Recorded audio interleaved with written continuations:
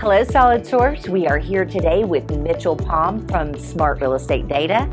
We're so excited to get the numbers. Michelle, thank you for having me. I'm very excited. It's been a crazy market lately. A lot of good numbers to share with everyone. Well, first of all, we're going to talk about iBuyers. We know that last year it had really tapered off a lot, but really here of late, I mean, there's a big splash.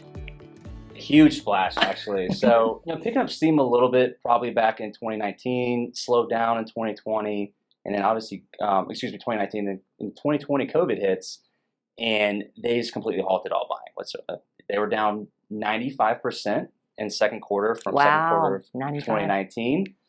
And so fast forward, they slowly started picking it back up, a little more closings, and then all of a sudden, second quarter happens, and they're up 1,300%, and they're purchasing. It's a little bit of a skewed number. It's more of a headline. Heavens. When they're down 95%. But yeah, they're easily at an all-time high. June set the monthly record for the purchasing in Atlanta. And then you also had second quarter was the all-time high for purchasing as well. Well, let's talk about when an iBuyer buys your home. And I know we've talked about before, like at Agent Appreciation Day, the difference between an agent listing a home and a Zillow, OfferPad, buying your home, and the difference that the seller gets to keep. Because we do know that sellers like to have their home purchased from an iBuyer because they feel like we don't have to clean it, we don't have to do any renovations, we don't have to go through the listings and showings. However, if they know how much they're leaving on the table, they may be interested. They should be very interested. So these iBuyers are making a lot of money right now because they are buying a home and then they're selling it for, on average, $22,600 more than what they paid for it. And that's current numbers. Those are last 12 months. So this is all current, majority second quarter, obviously, those numbers we just mentioned a second ago. But yeah, they're buying these homes. They're flipping them. It's not like they're sitting on it and renovating them. They might maybe add some paint, maybe some new carpet, but $22,600 worth of that, I don't think so. On top of that, they're charging 8, 9, 10, up to 12% for the fees. So as opposed to 6% if they were to list their home. So you look at it this way. I can be a seller. I can use a traditional agent, pay my 6%. That's the industry standard. Or I can go with an iBuyer, pay maybe 10% instead of 6%. To close. And then I'm getting an offer that is actually much lower than the market because they're trying to, pay as least as they can. And in today's market, how hot it is, I don't think that's the way to go. I think you need to go with an agent, and that agent will help you get that exact price, what it should be.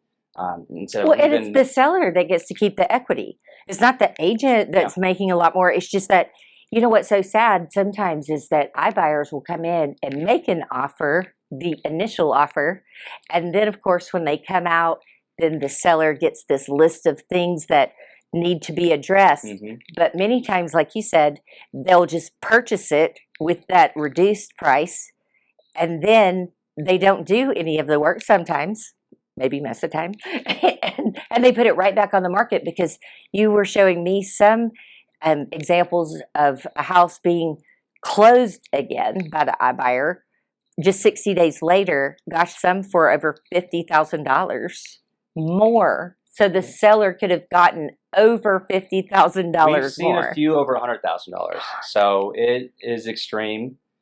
Nobody really knows this because we track warranty deeds, and so this is all public information. You can't go on the MLS and see what the iBuyer is actually paying for these homes.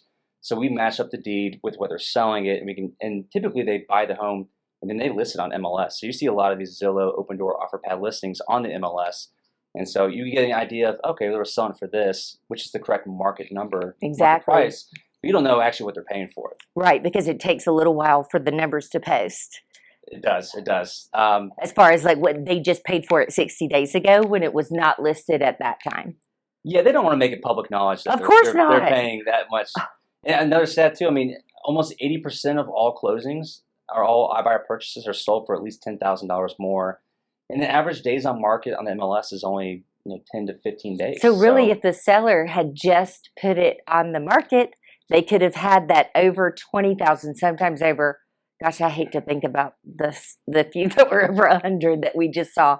But y'all, This is a great time to just encourage your sphere of influence, family and friends. If they're going to sell their home, they really may want to consider listing it with you as opposed to going with an iBuyer just for the numbers. At least talk to an agent, and they'll have a good perspective of how long it will take to sell. I mean, right now it's a great time to sell a home, obviously. Exactly. And it's very easy to sell a home. So just it used to be the ease of selling it to an iBuyer was, I don't have to wait for get buyers to come in. You're gonna have a flock of buyers coming in regardless. That's absolutely right. Well, Mitchell, thank you for sharing this information about iBuyers. We hope this helps you, Solid Source agents, and your clients.